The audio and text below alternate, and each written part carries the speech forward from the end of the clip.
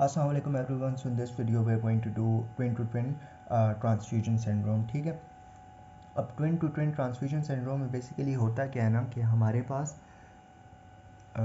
एक ट्विन से, ठीक है, फॉर एग्जांपल ये ट्विन है, ठीक है, मतलब एक बेबी से दूसरे बेबी में हमारे पास जो है वो ब्लड ट्रांसफ्यूज़ हो जाता है। ठीक है, अब जब ब्लड ट्रांसफ्यूज़ होता है, ठीक है, तो अल्टीमेटली हमारे पास कुछ कॉम्प्लिकेशंस डेवलप होती हैं। ठीक है, अब ये हमारे पास किन बेबीज़ में कॉमन होता है, ठीक है, या किस प्रेगनेंसी में कॉमन होता है। ठीक है, ये हमारे पास मोनोकोरियोनिक जो ट्विन प्रेगनेंसी होती है, ठीक है, मोनोकोरियोनिक मतलब कि जिसमें हमारे पास सिंगल प्लेसेंटा होता है। ठीक है, फॉर एग्जांपल मैं ये कहता हूँ सिंगल प्लेसेंटा है, ठीक है, ये हमारे पास अम्बिलिकल कॉर्ड हो गई। ठीक है, ये एक बेबी के साथ अटैच है और ये दूसरे बेबी के साथ अटैच है। ठीक है, एम्नियोटिक मेम्ब्रेन एक भी हो सकती है और हमारे पास दो भी हो सकती हैं। ठीक है, इसमें हम लोग एक ही बना लेते हैं, ठीक है, या हम लोग दो कर लेते हैं। ठीक है, देखो, अच्छा जी, दो कर लिया हम लोगों ने। ठीक है, तो मोनोकोरियोनिक ट्विन्स में हमारे पास ये ज़्यादा होती है। ठीक है, अब इसमें बेसिकली होता क्या है ना कि हमारे पास ये प्लेसेंटा है ना, इसमें हमारे पास एनास्टोमोसिस बनी होती है। ठीक है, किस चीज़ के बीच में एनास्टोमोसिस बनी होती है? वॉस्कुलर एनास्टोमोसिस बनी होती है। ठीक है,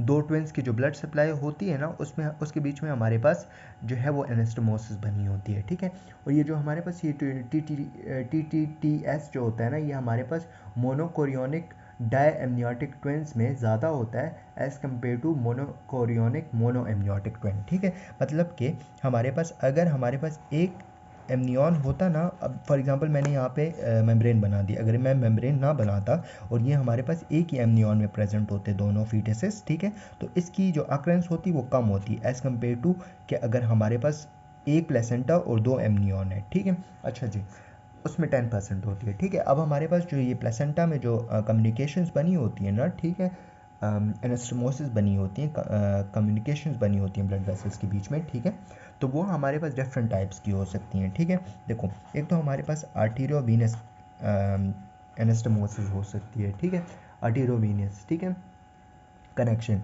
इसके अलावा हमारे पास आर्टीरियल भी हो सकती है और एक हमारे पास वीनोवीनल भी हो सकती है। ठीक है, और एक हमारे पास होती है वीनो आर्टीरियल। ठीक है, अब इसमें बेसिकली हमारे पास जो ये कॉम्प्लिकेशंस डेवलप होती है ना, ये जो twin to twin transfusion syndrome होता है ना, ये हमारे पास आर्टीरियोवेनस कनेक्शन में बेसिकली कॉमन होती है। ठीक है,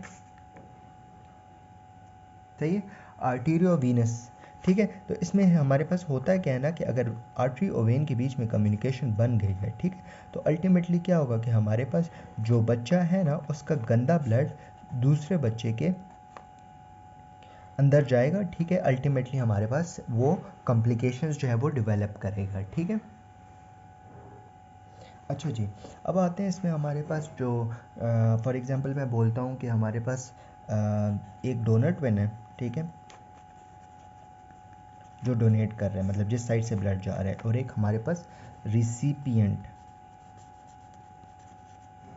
ट्विन है। ठीक है, अब इसमें क्या होता है ना, जो हमारे पास डोनर ट्विन है ना, ठीक है, ऑब्वियसली उसकी आर्टरी से ब्लड जो है ना वो दूसरे बच्चे की वेन में चला गया, एवी जो हमारे पास कनेक्शन है ना, ठीक है, मतलब उसमें आया था तो उसने यूटिलाइज नहीं किया और वो मतलब बॉडी ने अपना जो गंद है वो उसमें मतलब डीऑक्सीजनेट नहीं हुआ वो ब्लड, और वो जो है दूसरे बच्चे में चला गया। ठीक है, तो इसमें क्या होगा कि ये बच्चा जो है ना हमारे पास छोटा होगा, स्मॉलर होगा। ठीक है, और ये बच्चा हमारे पास लार्ज होगा। ठीक है, दूसरी बात इसमें ये होती है कि इस बच्चे में ओलिगोहाइड्रोमनियाज होंगे। ठीक है, और इस बच्चे में पॉलीहाइड्रोमनियाज होंगे। ठीक है, क्या होगा कि ऑब्वियसली इस बच्चे के अंदर हमारे पास फ्लूइड ज़्यादा है, ये रिसिपिएंट जो ट्विन है। ठीक है, अब अल्टीमेटली हमारे पास जो फ्लूइड ज़्यादा है तो अल्टीमेटली उसकी यूरिन भी ज़्यादा बनेगी, यूरिन ज़्यादा बनेगी तो एमनियोटिक में फ्लूइड भी ज़्यादा हो जाएगा, एमनियोटिक फ्लूइड ज़्यादा हो जाएगा तो अल्टीमेटली हमारे पास पॉलीहाइड्रोमनियाज हो जाएंगे। ठीक है, अच्छा जी, इसके अलावा ये बेबी जो होगा वो हाइपोवोलीमिक और एनीमिक होगा। ठीक है,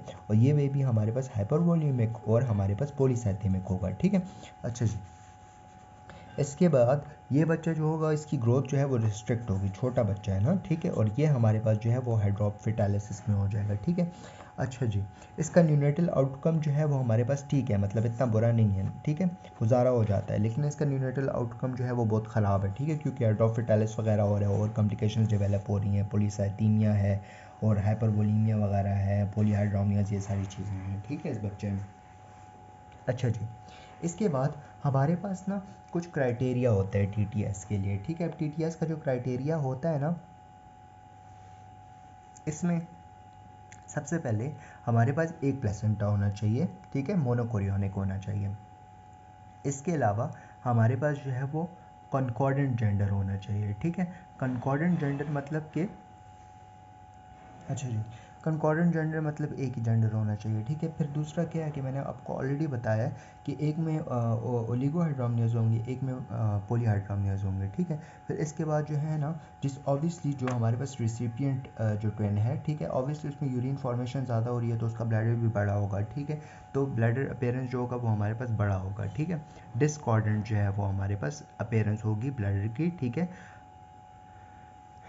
एक में, और दूसरे में जो है वो बड़ा होगा, ठीक है। अच्छा, थर्ड बात ये होती है कि हमारे पास हीमोडायनेमिक एंड कार्डिक कंप्रोमाइज़ भी होगा, ठीक है। तो मैं आपको दोबारा जो है वो डायग्नोस्टिक क्राइटेरिया बता देता हूँ। एक तो सिंगल प्लेसेंटा है, कॉन्कॉर्डेंट जेंडर्स हैं, ओलिगोहाइड्रोनिया पॉलीहाइड्रोनिया है। इसके अलावा ब्लैडर की विजिबिलिटी देख लेते हैं, ठीक है, और हीमोडायनेमिक एंड कार्डिक जो है वो हम लोग कॉम्प्रोमाइज़ देख लेते हैं, ठीक है। अब इसमें हमारे पास ना एक स्टेजिंग होती है जिसको हम कहते हैं क्विंटीरो स्टेजिंग, ठीक है, क्विंटीरो स्टेजिंग, ठीक है। स्पेलिंग मैं आपको लिख के दे देता हूँ, दैट्स दी क्विंटीरो स्टेजिंग, ठीक है। अब क्विंटीरो स्टेजिंग में ना बेसिकली हमारे पास 5 स्टेजेस आ जाते हैं, 1 2 3 4 5, ठीक है। अब देखो, जो हमारे पास स्टेज 1 होता है ना, तो इसमें हमारे पास पॉलीहाइड्रोनिया एक में और ओलिगोहाइड्रोनिया दूसरे में होगा, ठीक है। इसके अलावा हमारे पास और कोई भी प्रॉब्लम नहीं होगी, ठीक। अच्छा जी, पहली बात मैंने आपको क्या बताया कि एक में पॉलीहाइड्रोनिया होगा और एक में ओलिगोहाइड्रोनिया होगा, ठीक है, और बाकी इसमें कुछ भी नहीं होगा, ठीक है। सेकंड वाले में हमारे पास एक में पॉलीहाइड्रोनिया दूसरे में ओलिगोहाइड्रोनिया ये होगा, और दूसरा इसमें हमारे पास जो ब्लैडर होगा ना वो भी हमें विजिबल नहीं होगा, ठीक है, ऊपर वाले में विजिबल था। अब तीसरे वाले में हमारे पास पॉलीहाइड्रोनिया ओलिगोहाइड्रोनिया भी है, ब्लैडर भी विजिबल नहीं है, ठीक है। इसके अलावा हमारे पास जो हमने डॉपलर किया है ना, जिसमें हमने फ्लो देखा है ब्लड का ना, ठीक है, तो वो भी एबनॉर्मल फ्लो है, ठीक है, स्टेज 3 में, ठीक है। अच्छा जी, और ये एबनॉर्मल फ़्लो जो है वो किसकी वजह से हो सकता है, अम्बिलिकल आर्टरी में भी फ़्लो ख़राब हो सकता है, ठीक है। इसके अलावा हमारे पास reverse end diastolic flow in umbilical artery हो सकता है, ठीक है, या तो एब्सेंट होगा या तो हमारे पास reverse end diastolic flow in umbilical artery होगा, या हमारे पास पल्सेटाइल फ़्लो हो सकता है, ठीक है, अम्बिलिकल वेन में, ठीक है। अच्छा जी, अब हम जब स्टेज 4 की बात करते हैं तो 4 में क्या होगा कि हमारे पास हाइड्रॉप्स का हमें साइन मिल रहा होगा, ठीक है, इधर इन डोनर इधर इन रिसिपिएंट, ठीक है। और स्टेज 5 जो होता है ना, उसमें फीटस जो होता है वो डेड हो जाता है। अच्छा जी, अब इसमें ना हमारे पास एक चीज़ होती है जिसको हम कहते हैं ट्विन एनीमिया पॉलीसाइथीमिया सीक्वेंस, ठीक है, ट्विन एनीमिया पॉलीसाइथीमिया सीक्वेंस, ठीक है। अब इसमें बेसिकली यह होता है ना कि जो हमारे पास इसमें जो कनेक्शन बनता है ना, हमारे पास आर्टेरियोवेनल कनेक्शन जो बन रहा होता है ना, ठीक है, प्लेसेंटा में, तो वो हमारे पास बहुत स्मॉल कनेक्शन होता है, ठीक है। कितना स्मॉल होता है, लाइक 1 mm से हमारे पास कम होता है, ठीक है, लेस देन 1 mm होता है, ठीक है। अब ये जो हमारे पास जो कनेक्शन है ये ऑब्वियसली हमारे पास बहुत स्मॉल है, ठीक है।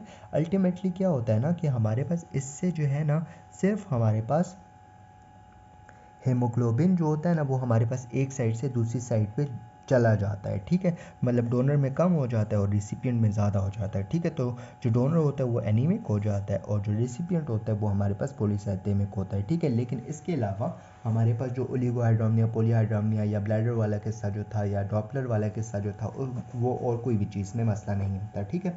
अच्छा जी, अब आते हैं हम इसकी ट्रीटमेंट पे ना, ठीक है। तो हम लोग जो है ना वो 70% केसेस में ना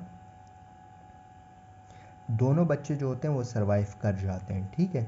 लेकिन अगर हमें ट्रीटमेंट देनी भी पड़े ना तो हम लोग क्या करते हैं, देखो, सबसे पहले फॉर एग्जांपल मैंने आपको डायग्राम बना के दिखाई थी, ठीक है। तो पहले हम लोग क्या करते हैं, यहाँ पे अगर हमारे पास एमनियोटिक फ्लूइड ज़्यादा है और यहाँ पे कम है ना, ठीक है, तो हमने क्या करना है, एमनियोसेंटेसिस करनी है, यहाँ से एमनियोटिक फ्लूइड हमने निकाल देना है, ठीक है, एमनियो रिडक्शन जिसको हम कहते हैं, ठीक है, एवरी 1 to 2 वीक्स, ठीक है, पहली बात। दूसरी बात हम लोग ये करते हैं कि हम लोग सेप्टोस्टमी कर देते हैं। सेप्टोस्टमी में क्या होता है, ये अमनियोटिक सैक है, ठीक है, और ये अमनियोटिक सैक है, इसके बीच में जो हमारे पास मेम्ब्रेन है इसको हम लोग तोड़ देते हैं, ठीक है। तो अल्टीमेटली जो फ्लूइड का जो डिफरेंस आया होता है ना वो बराबर हो जाता है, ठीक है। दूसरी चीज़, तीसरी चीज़ हम लोग क्या करते हैं कि हम जो बच्चा हमारे पास जो डोनर बच्चा होता है, ठीक है, जो हमारे पास जिसकी लाइफ जो है वो ख़तरे में होती है, ठीक है, तो उसको हम लोग अम्बिलिकल कॉर्ड ओक्लूजन कर लेते हैं, ठीक है, ठीक है, ताकि वो बच्चा जो है वो मर जाए, ठीक है, और दूसरा बच्चा जो है वो सर्वाइव कर पाए, ठीक है। लेकिन ऑब्वियसली ये हमारी सोसाइटी में एक्सेप्टेबल नहीं होता, ठीक है।